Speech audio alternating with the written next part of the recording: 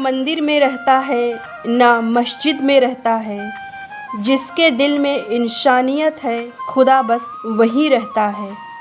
अच्छे लोगों की खुदा बहुत परीक्षा लेता है पर कभी साथ नहीं छोड़ता है, और बुरे लोगों को ईश्वर बहुत कुछ देता है पर कभी साथ नहीं देता है।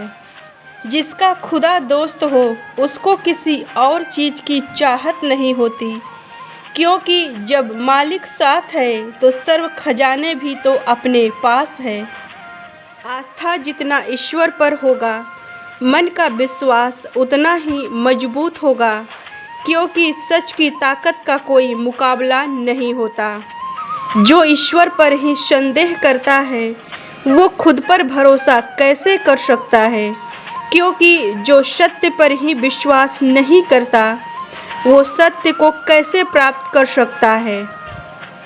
मुझे पूरा भरोसा है खुदा पर, इसलिए तो खुद पर इतना यकीन रखती हूँ, क्योंकि जब विश्वास यानी ईश्वर अपने साथ है तो डरने की क्या बात है। क्योंकि सत्य की नाव हिलती डुलती तो बहुत है पर कभी डूबती नहीं है। ईश्वर द्वारा ली गई हर परीक्षा सिर्फ हमारी प्रगति ही करती है, क्योंकि बिना टेस्ट का कोई भी रिजल्ट नहीं मिलता है। ईश्वर से डरने की कोई ज़रूरत नहीं। ईश्वर कभी किसी को सज़ा नहीं देता है, बल्कि हमारे गलत कर्म ही हमें सज़ा देते हैं। जो हर हाल में खुदा के साथ होता है वो संकटों में भी खुदा का शुक्रिया अदा करता है। वो कोई साधारण नहीं बल्कि बड़ा ही खास व्यक्ति होता है, जो सच के राह पर चलने वाला होता है।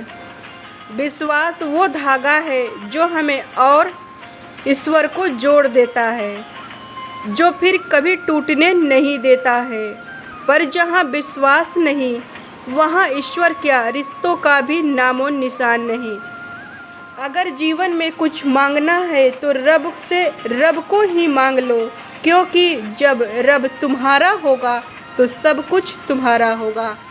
कर्म भूमि पर हर किसी को कर्म तो करना ही होगा। भगवान तो सिर्फ बीज देंगे, बाकी पेड़ तो हमें ही लगाना होगा।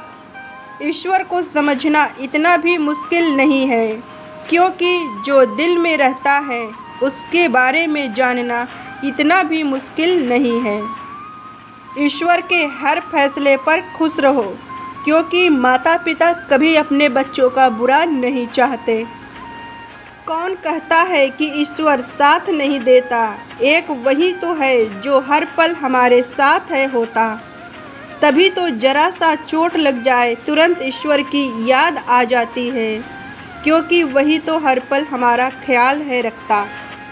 अगर आप ईश्वर के दिल में रहना चाहते हैं तो आप ईश्वर के बच्चों से नफ़रत कैसे कर सकते हैं?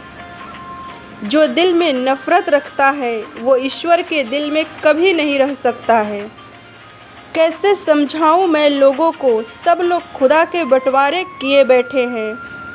कहने को तो कहते हैं कि खुदा कण कण में है, पर वही मंदिर मस्जिद गुरुद्वारे के लिए लड़े बैठे हैं। सूरज जब पलकें खोलती है पहले ईश्वर को प्रणाम करती है, फिर वो जग में प्रकाश करती है, तभी तो वो पूरी दुनिया को रोशन कर पाती है। ईश्वर ने हर इंसान को एक जैसा बनाया है, पर अंतर हमारे मानसिक लेवल पर होता है। जिसका मन ईश्वरीय प्रेम से भरा होता है वो किसी में भी भेदभाव नहीं करता है। जो संकटों में सदा दूसरों की मदद करता है उसकी सहायता ईश्वर स्वयं करता है। ईश्वर हमारे मन के मंदिर में हर पल निवास करता है, पर उसका दर्शन तभी संभव होता है जब मन विकारों से रहित तथा करुणा और दया से भरा होता है। किसी ने साईं बाबा से पूछा कि भगवान आप नीचे क्यों बैठते हो? तो साईं बाबा ने उत्तर दिया कि जो नीचे बैठता है वो कभी नहीं गिरता है, और धरती माँ की गोद से बड़ा सिंहासन और क्या हो सकता है। जो ईश्वर को याद करता है उसका मन पवित्र गंगा की तरह निर्मल होता है।